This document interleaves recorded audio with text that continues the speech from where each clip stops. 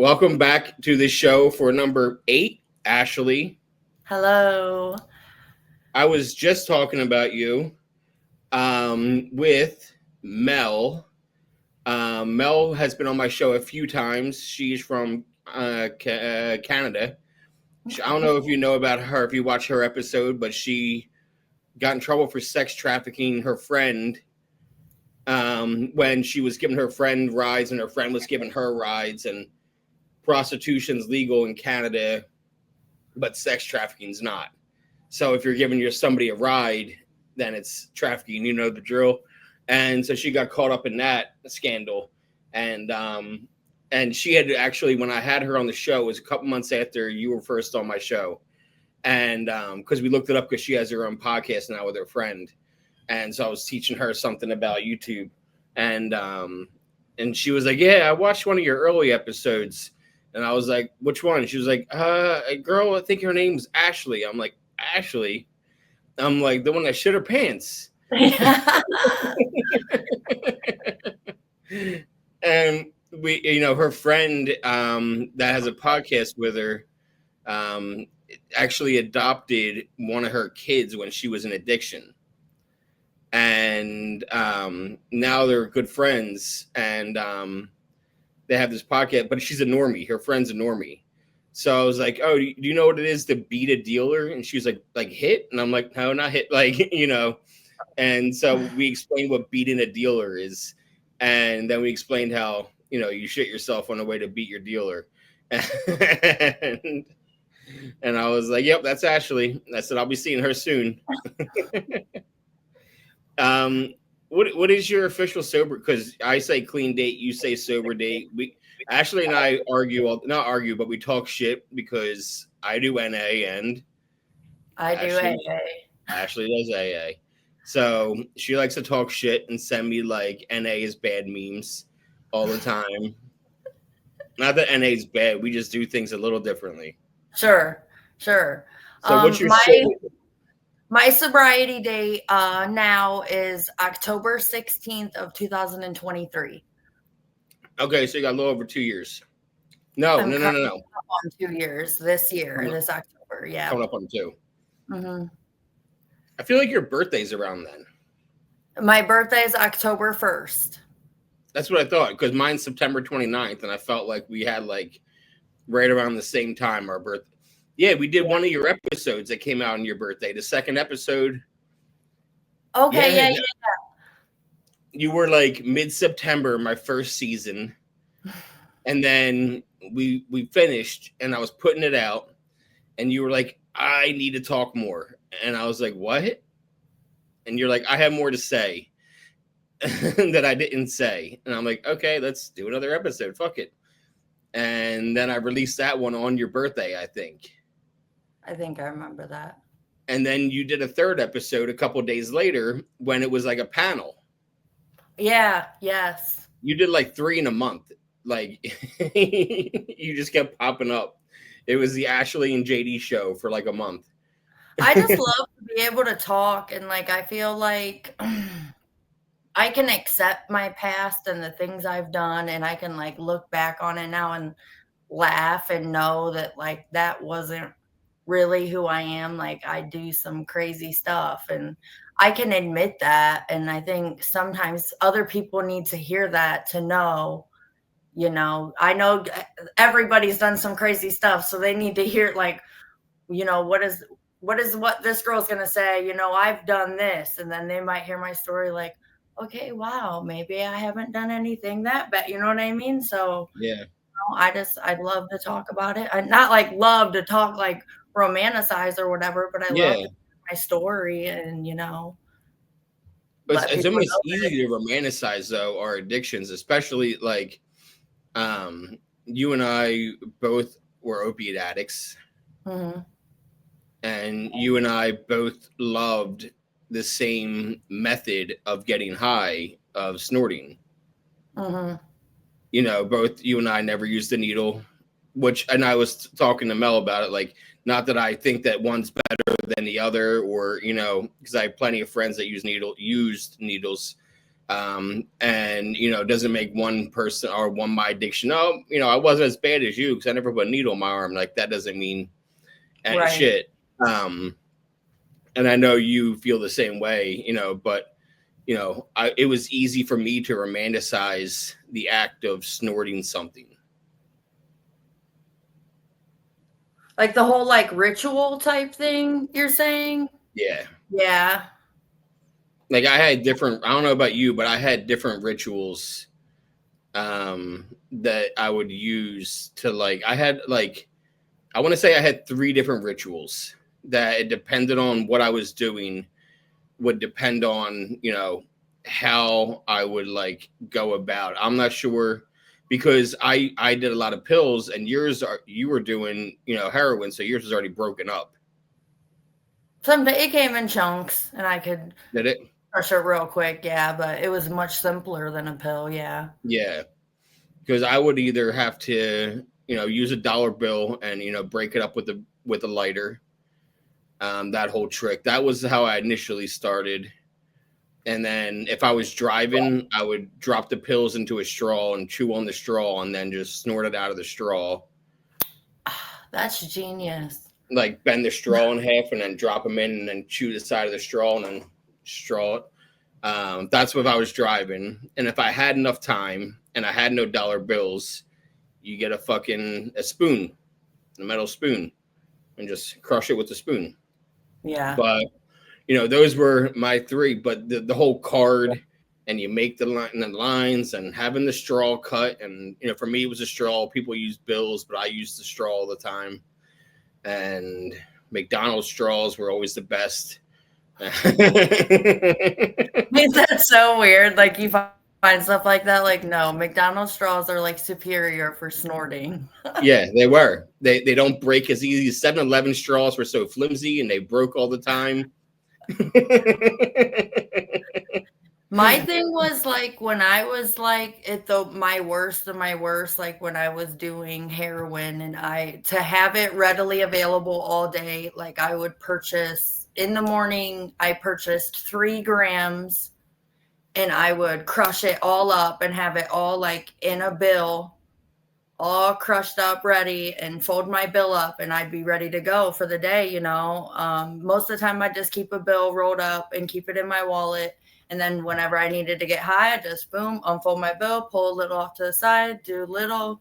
That was it. Because towards the end of mine is when a lot of it was fentanyl. So I was just going to ask about the fentanyl. Yeah, I was purchasing and doing a lot, but it was fentanyl to where I was only, you know what I mean, pulling out and doing bumps like periodically throughout the day. But Would yours come in caps? Because I have a friend who just quit fentanyl and she's on methadone, and it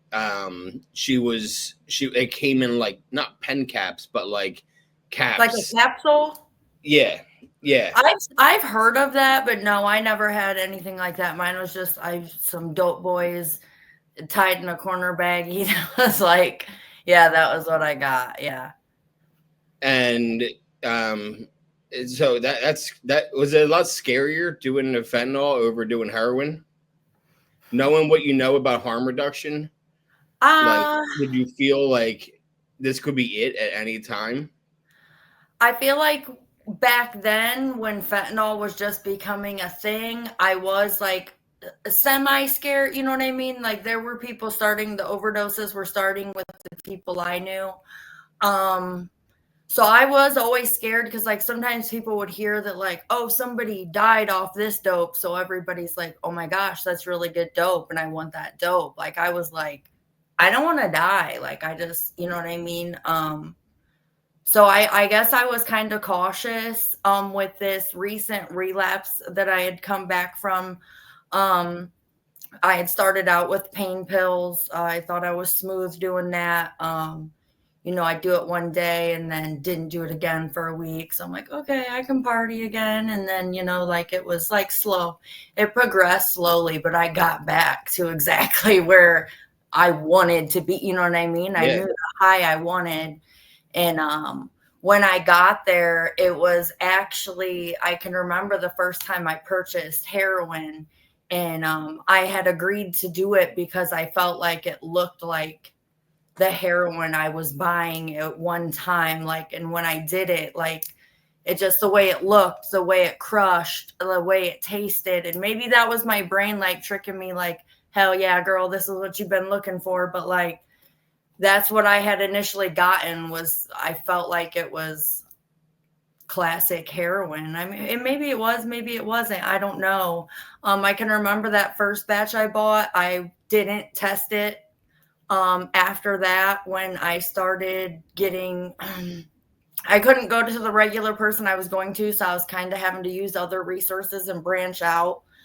I really didn't want people to know I was relapsed, so I tried to be conscious of who I was speaking to and asking for things. But when I knew things were coming from somebody who maybe wasn't so trustworthy, yes, I had the xylazine test strips, because that was when the xylazine was really big. I was doing that. I did get some that had xylazine in it. Did I still use it? Yes, I did.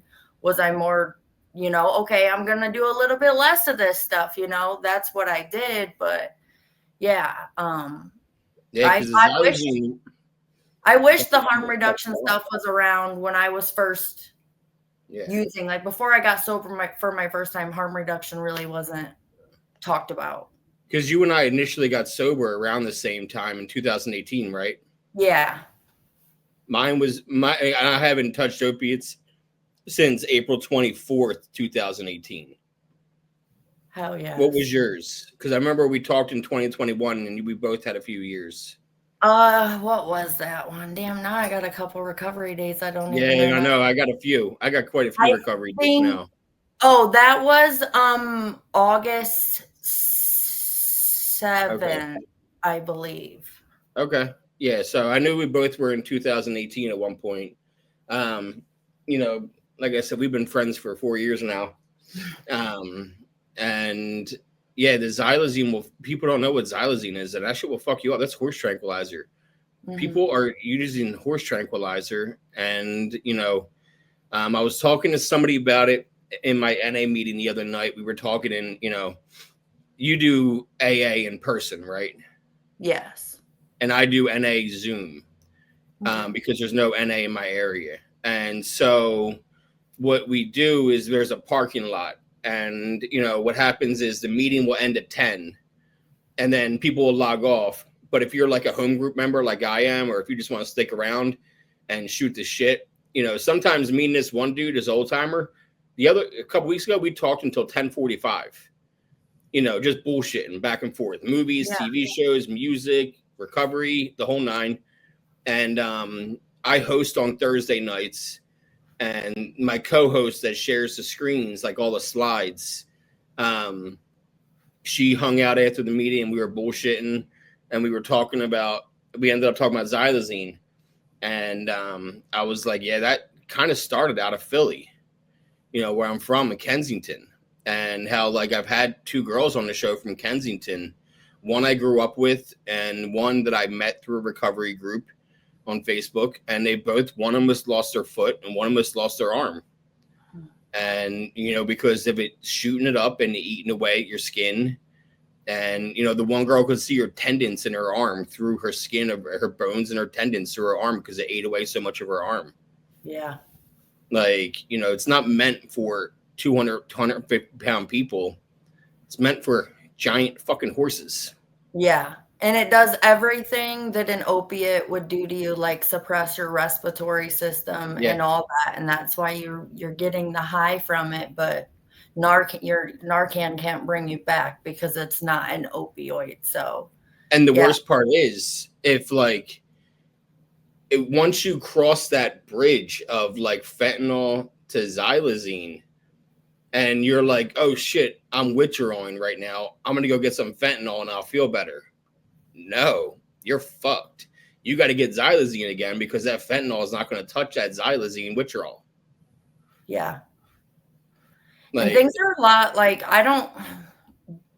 heroin, whatever you want to call it, is so much different these days than when I was originally using. Like, even this time when I went to, like, I knew I was relapsed, you know, I was having to be secretive about it. Like, I'm very involved in the recovery community, like 12 step, you know, so I didn't want anybody to know I was working 2 jobs. So I, you know, thought, hey, I can wait 24 hours and take Suboxone and still go to work, you know, like, no, the whatever's in this stuff these days, you have to wait 3 to 4 days before you can take a Suboxone without throwing yourself into precipes. I did that to myself this time, thinking I was gonna quit at home and nobody would have to know. I wouldn't have to go to detox. Like, I even, maybe this was in my head, I don't know, but I even dedicated myself to finding Subutex. Like, Subutex has to work. I know people use Subutex and use substances like simultaneously. Like, finally found a Subutex. I was like, thank you. And, like, you know, this is when like, Matthew, my boyfriend, finally knew that, like, I was relapsed and, like, I was trying to get sober. And so we get the Subutex, and I can remember trying it and shaving little pieces off and trying, and, like, I sat there, and that's when I was like, I think I'm starting to feel sick. And he's like, I think it's in your head. And I'm like, I don't know. I'm really not starting to, like, feel well. And I kind of, like, I gave up on the Subutex, and I already knew what I was in for. Thankfully, I wasn't doing much. Like, my other times getting sober, I was on heavier amounts. I was doing a point or less, like, because it was, you know, a relapse. And thankfully, like, my detox wasn't as bad as, like, the other ones I have experienced. But I popped a handful of Seroquel and was like, just going for the ride. And that's when I kind of blacked out, and Matthew made me go to detox. He saw just how bad things were going to be. And I'm not dealing with that. You're going to detox, sister. And he, took me to detox at 2:00 in the morning. And yeah. Yeah. I mean, and I had to, when I had my relapse in November, it was my wife and I, they just interviewed me about it. You know, it was a 9-10 day relapse. But I went very hard in that time, you know, and within 5-6 days, I went through a 90 count script of 1 milligram Xanax in like 5 days. And then I went through 40 bars in 3 days. That is a lot. Including 20 in 12 hours. 20 bars between 7 p.m. and 7 a.m. That's a lot. Like, I couldn't even imagine doing that much. And that's when I overdosed and ended up in the hospital. Came home, fought with them, and fought with them more, and then fought with them more. And went to work the next morning, working from home, and then was like, I gotta go, like, get help. And I went to the hospital and checked myself in, and they put me on Barbitrol to safely get me down off of Xanax. Yeah. And then put me in the psych ward for a few days, because the only way to get seen right away from Xanax after an overdose is by saying that I tried to kill myself. Yeah. So, you know, that sucked. And then you end up in a psych ward, and I'd much rather go to rehab than a psych ward ever again. Yeah. Can't smoke cigarettes in a psych ward because you can't have a lighter in a psych ward. Mm-hmm. Fun fact that I learned when I got there. You know, here's a patch, JD, and you can get gum whenever you want. You know, that kind of deal. And oh my God, I don't want to ever go back to a psych ward. That shit was crazy. And you know, I haven't and we're going to talk about this now. Marijuana, cannabis, devil's lettuce, whatever you want to call it. I haven't smoked in 15 months. That's awesome. I quit smoking weed April 1st of 2024. And it was a personal thing. I have nothing against weed. Right. I have nothing against anybody who uses cannabis. You know, I used to get off opiates. It saved my life in 2018. I literally went to a rehab called High Sobriety, you know, that used fucking marijuana maintenance to get you off of, you know, opiates. So I'm fully supportive of cannabis in somebody's recovery. It just stopped working in my recovery. Sure. You know, it led me into benzos again. And that's because I was smoking all day, every day, and I wasn't using it as a maintenance. I was Right. using it as an escape. Exactly. So, how do you use cannabis in your recovery today? Okay, so that was like a big reason why I wanted to come back on, was to talk about how this time I had made the choice to use cannabis in my recovery, like from the start. Um it I mean, I went to detox to get off of the opiates, but I have a hard time eating afterwards. Didn't eat for a week long in detox, came home, was able to smoke, was able to finally eat something after 7 days. But when I first got into recovery back in like 2018, I was conditioned into the 12 steps and all the other stigmas that people place upon others. If you smoke weed, you're not in recovery. If you're on Suboxone, methadone, etc., you are not in recovery. So like those are the first things I was first hearing when I first was getting into recovery. So I definitely was one of those people at first, because that's what I experienced. That's what I was surrounded by when I came into the recovery world. As I got more farther along, I had met newer people, newer organizations, and I'm a very open-minded person. I'm willing to listen what works for others, and this is when I got introduced to like harm reduction. And that's when I started learning, like it's not, okay, this is how you get sober, this is how you do it, and this is how every single person has to do it. Like, no, things look differently for everybody, and what worked for Joe might not work for me. And some people can't use marijuana without staying away from other substances. But do I spend my entire day stoned and not doing anything? No. I wake up in the morning and I go to work for an 8-hour shift. Do I smoke before work? No.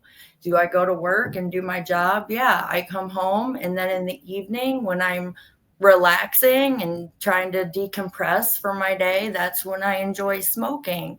And that's something that helps me. I also have really bad social anxiety and bipolar disorder. By smoking weed, I can eliminate like 3 pills that somebody wants me to put in my body to help my conditions. And I get a lot of positive things from using marijuana. And actually this time, like I felt for a really long time, I had to I like to be me and my authentic self in any situation I'm in, but I've been conditioned when I'm in the rooms, when I'm around certain groups or whatever, that, I don't speak publicly about using marijuana in my recovery because of the kickback and the stigma that people deal with. I actually had my first real experience with this year. Easter was on 420. It sure was.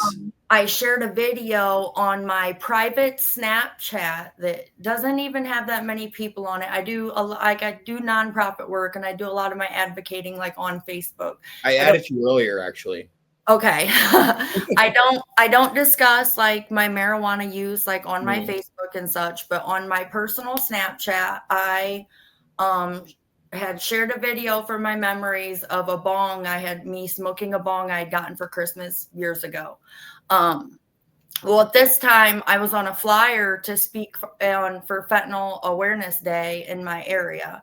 So it was me speaking about my experience with fentanyl. Somebody took it upon themselves to watch this video of me using, because that's the term they use, using marijuana. And they sent it to the person that runs this organization, and I was sent a big long message that I'm promoting marijuana use, and they know lots of people who use marijuana, but they don't publicly record themselves, and they don't speak at recovery events. yada, whatever. And I really wanted to argue. So this kind of really shows some growth in me. I just said, this is the stigma and the stuff that you constantly see me posting about. I don't know how the fact that I used marijuana makes my story with fentanyl any less valid. So now, I don't know how do I want to explain it. Like, do my blacklisted doing recovery events in my area because I'm pro whatever works for you? It's your business, it's your recovery. Whatever is making you live better than you were yesterday, I'm happy with it. If whatever you're doing isn't impacting your life negatively, cool. Like, I don't know why there's so much pressure and focus on what others are doing when, one thing I learned in the rooms was we can only keep our side of the street clean, so don't take other people's inventories. But I feel like that's everybody's favorite thing to do. Especially old timers. Yes, I even have a sponsor in AA. She is 70 something years old, and she is definitely one of those people. And she thinks there's these rules, and I'm like, there's no rules. Like, there's no AA rules. But I've never actually said to her I use marijuana, just because I don't want to have to hear the shit, because it's going to be shit I've already heard, and I've already been made to have to, like, I just hide for years. So actually, she will see this video on Facebook, and she's going to know now. So this is me talking about it. And this is my coming out party. Yes. It's really weird. Not weird. It was really fucking hard because, like I said, I went to high sobriety, and that was in Los Angeles, and I went to AA out there. My sponsor knew that I smoked weed, and my sponsor knew I was in a sober living called high sobriety. And it was all like, all right, cool. Just, don't let it get out of hand. Don't let it get out of hand. I said, okay. And, just talk about it. Okay. And so it was so accepted in Los Angeles. Then I came back to conservative Central PA. And, you're in conservative Ohio, and, where it's not as like, oh, weed, man, and because we're both in states where it's not recreational. It's recreational here. Now it is? Okay, now it is. Was it last year it became recreational? So it's new. I'm not sure, but just within these last recent years, yes, it is recreational. It's still new. Yeah. Los Angeles has been recreational for years. Like, it had been recreational for years in 2018 when I was there, So I was, it was okay. And then I came back to Pennsylvania, and I went to AA, and I was so used to talking about it in my meetings as part of my shares because I was allowed to. And I kept getting all these looks, and I still wasn't shutting up. I was still going to talk. And I still was going to share because, like you said, I keep my side of the street clean. And I celebrated my 1 year. I flew back out to Los Angeles to celebrate my 1 year in LA with all my original home groups.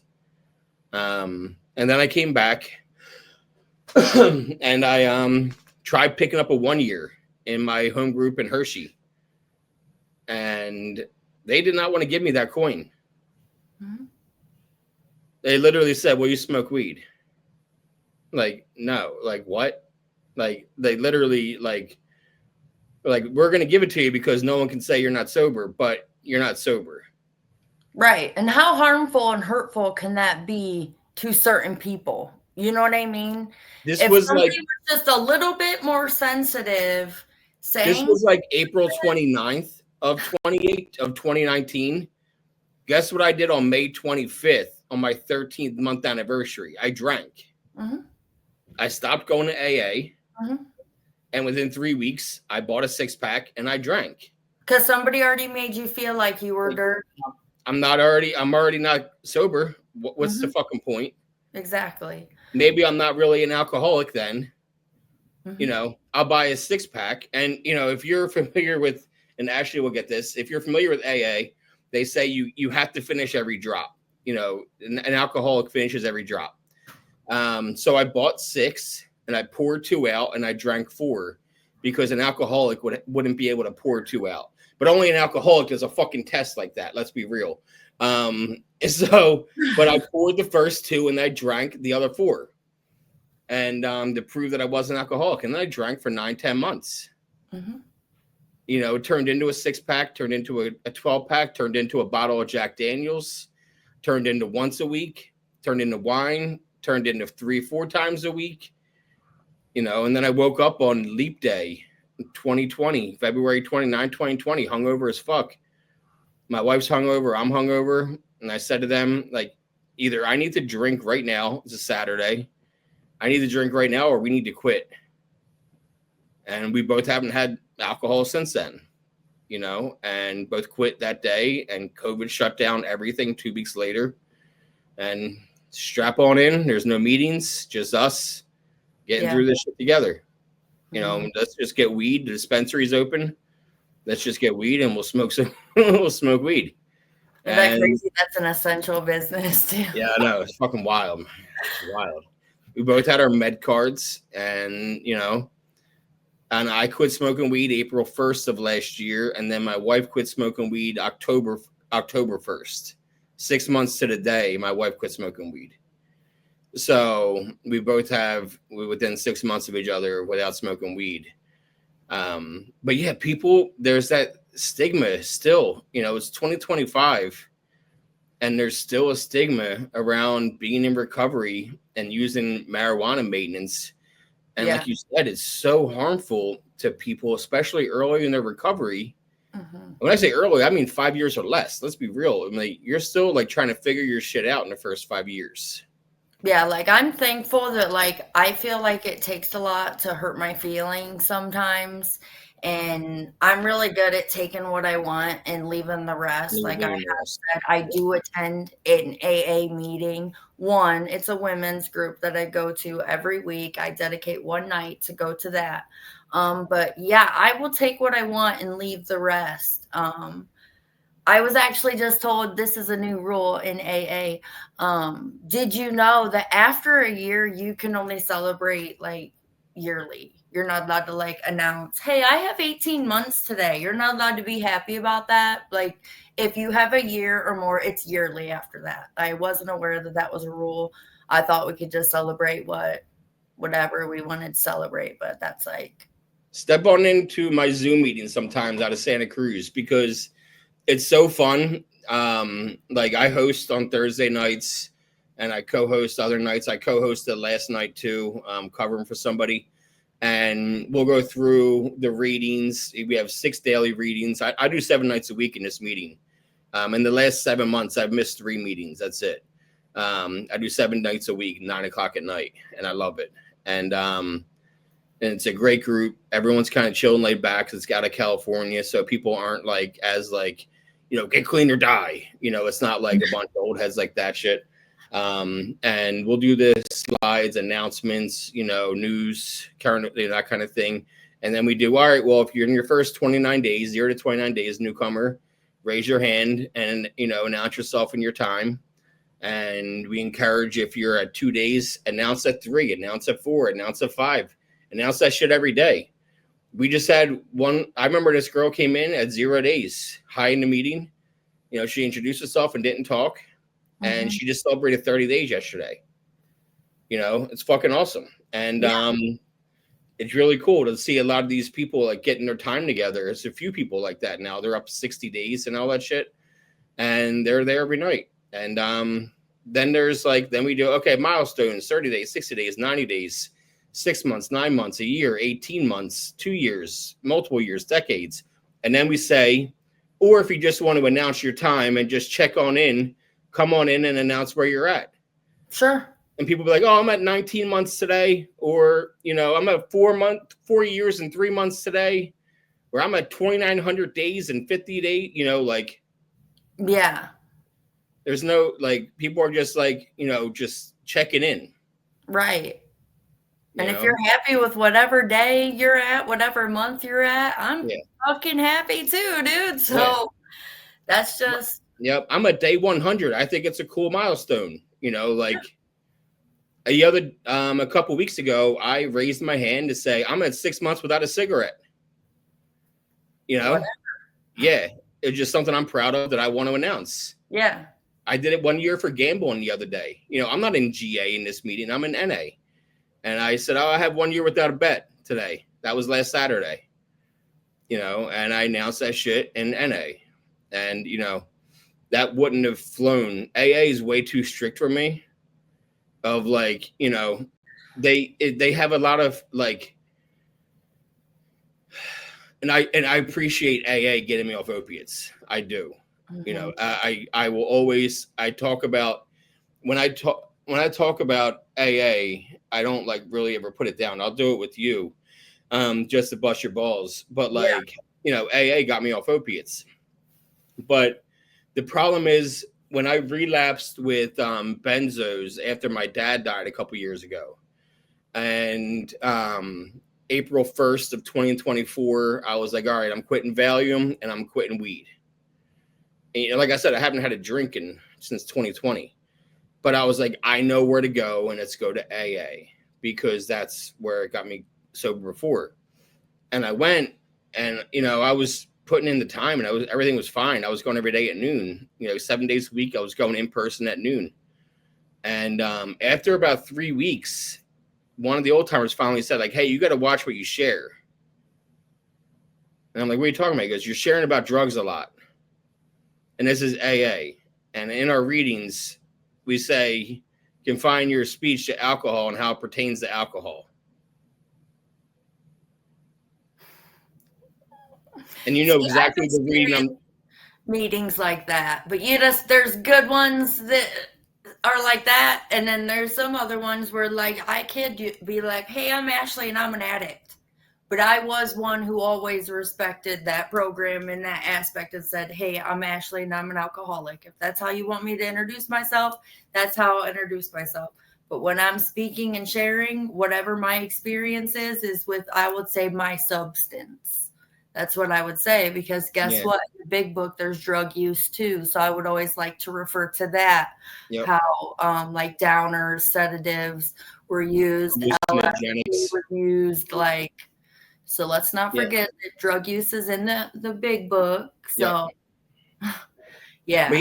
But so, and at the time, my wife was doing recovery Dharma, and they're still very much heavily in the recovery Dharma. And, all their meetings were on Zoom, and it was like June. So it was like 2 months into my recovery at that point. And I was like, I can't go back to AA, and I'm feeling like stifled on what I can talk about. Like, I don't want to confine my discussion to just alcohol.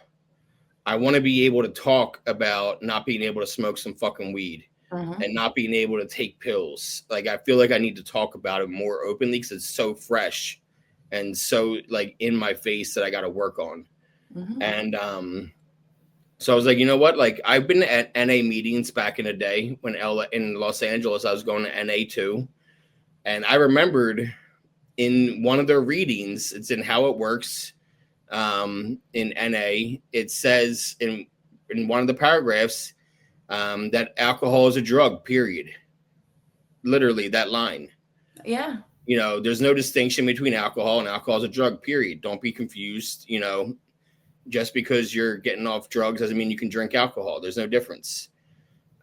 So I have talked about alcohol in NA, and I don't get shot looks, but I can talk about drugs in NA. I can talk about anything that's taking me outside of myself. So, that's the nice thing for me about NA is that I can openly share without having to be like, oh, so I was thinking about drugs, or I had a drug dream. I mean, alcohol dream, like, you know what I mean? Like, I found for my recovery, I need to be a little more open about it because you're doing it 1 day a week, and I do it 7 days. and I need to be able to share exactly how I was feeling in that given day, and not having to feel like I had to like watch what I say. Sure. You know, so, and I respect people that do it. My father-in-law has got like 34 years, and he still goes to, he's an old timer, goes to AA still 5, 6, 7 nights a week. You know, goes to the fucking food drives and shit. You know what I mean? Like one of those old timers that's just like in it. And, you know, I respect that. It's just that I needed something different. I respect his recovery. He respects my recovery. And we both respect my wife's recovery, who does recovery Dharma. Right. No 12 steps. You know, recovery Dharma does inquiries, which is questions. Just like you would have questions to answer, just like I have questions to answer, they use questions to answer. And they do inquiry meetings, and they do them as a group a lot of the times. My wife started an in-person meeting out of a recovery center in town every Monday, and now they do inquiry meetings. So every Monday there's a meeting from 1:30 to 2:30, and then from 2:30 to 3:30, a bunch of people stay back, and each week they have a bunch of questions that they've had to answer like homework, and then they read them aloud to each other in the meeting together, their answers. That's pretty cool. Yeah. So, you know, it's the same kind of idea as what 12 steps is. That's just it's called a Buddhist approach to recovery. You know, whatever, everyone's got different modalities. So, yeah, you know, there's just so much different ways to recover these days in 2025 that like people need to be okay with everyone having their own kind of, you know, recovery experience, whether we're both in AA and I smoke and you smoke, or I don't smoke and you smoke. Like it shouldn't matter. The way I looked at it when I was in AA and I still smoked weed was I heard it before about something else, but I related it to recovery. Is are you familiar with horse racing at all? Like, and probably not. It was bigger in Jersey where I'm from. So horses, you're familiar with horses that race. Yes. So these horses, they have to wear blinders on their heads when they're racing. Okay. And the reason they wear these blinders is because their eyes. And while they're running on these dirt tracks, if their eyes see the foot of another horse racing next to them, they will literally trip up and fall and stumble and fuck up. So they have to wear blinders so that their sight is only on what their goal is. Good. That's great. My recovery, I have to wear blinders so that I'm not paying attention. Be like, all right, well, I can see Ashlee. Ashlee's smoking. I can't smoke. So, oh no, I guess I'm going to smoke and fuck up my recovery and then trip and fall over myself just because I want to take the blinders off. Like everyone should be wearing blinders and focusing on what their goal is and not worrying about what Susie, Tom, and Joe are the fuck doing with their recovery. Exactly. Because like I know some people who, after multiple years of recovery, decided to introduce alcohol back into their lives where they can use alcohol responsibly and they're not having negative effects from alcohol. We have a friend that way. We have a mutual friend. We want to say her name, but she's been on the show. Yeah. She's able to drink responsibly. And not everybody can do that. No. Yeah. But some people can. And guess what? Cool for you. If that works for you. Yeah, I just can't. That's what works for you. I mean, I just was never really much of a drinker.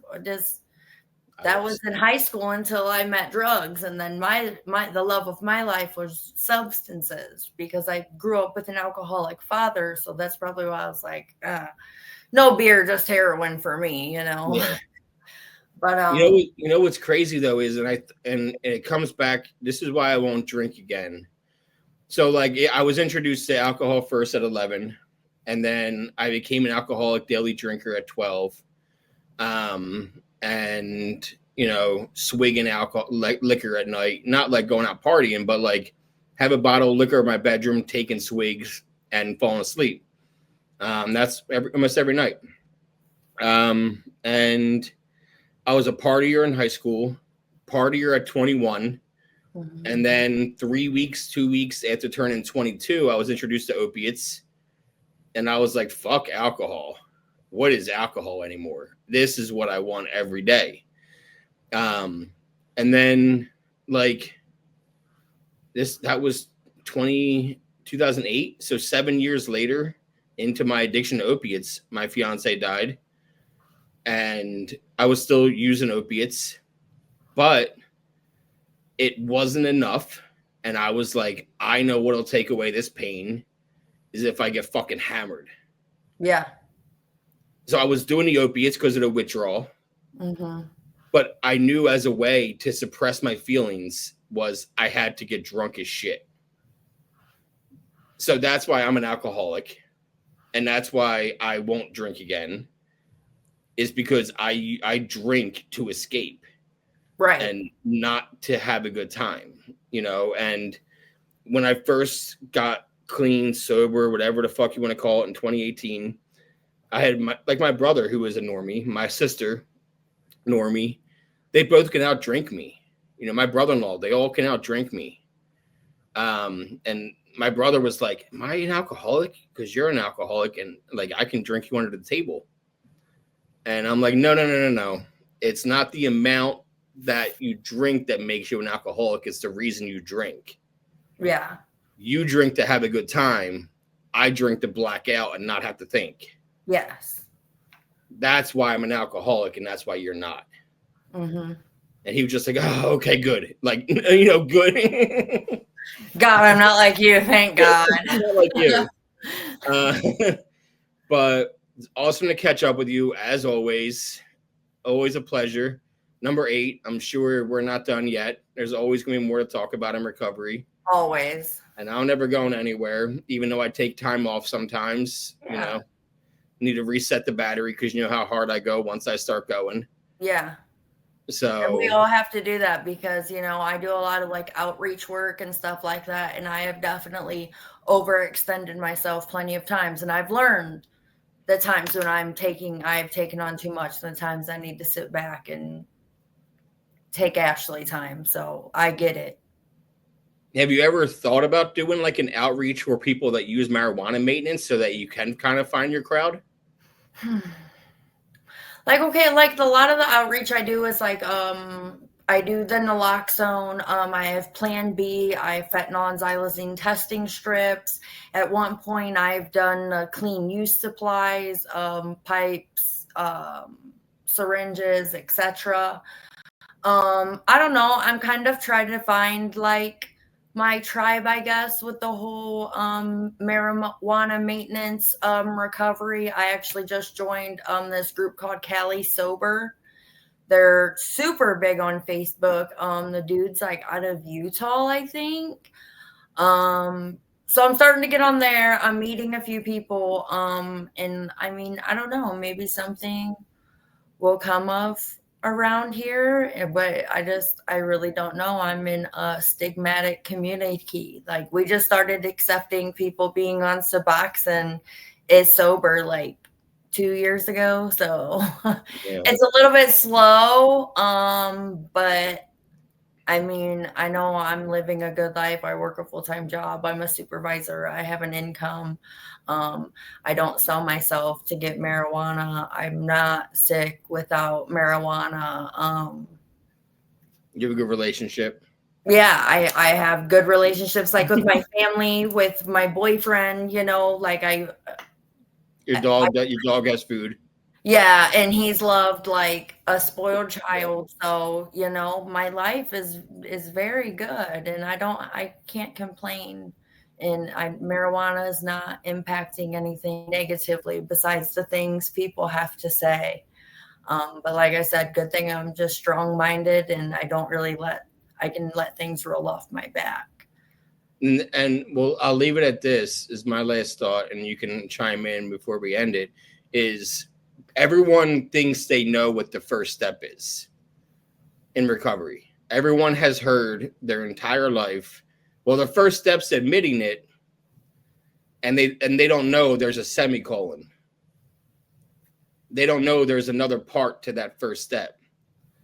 And which is the same for me as it is for you and NA and AA, because our steps are almost identical, and it made my life unmanageable. Mm-hmm. And to me, and this is how I felt when I was using cannabis in my recovery, the day cannabis makes my life unmanageable, which eventually it did for me personally. Yeah. But, the day that it makes my life unmanageable is when I quit, because that means I'm having a problem with it. Mm-hmm. If my life isn't unmanageable, if my bills are paid and I'm in a good relationship and I'm not smoking to escape, and I'm using it as a medication, then my life's not unmanageable right now. Exactly. So, that's how I felt about it. That's how I feel about anything, whether when I check myself, like, oh, am I addicted to this right now? Is my life unmanageable? Like gambling?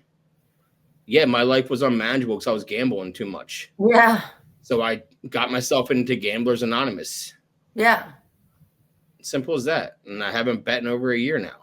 I know somebody who literally went to detox for gambling addiction. They had to go to a detox for a week and get away and then come back and get it together. Yep. It's fucking crazy. All right, Ashlee, always a pleasure. And I think I'll see you soon. Absolutely. See ya. See ya.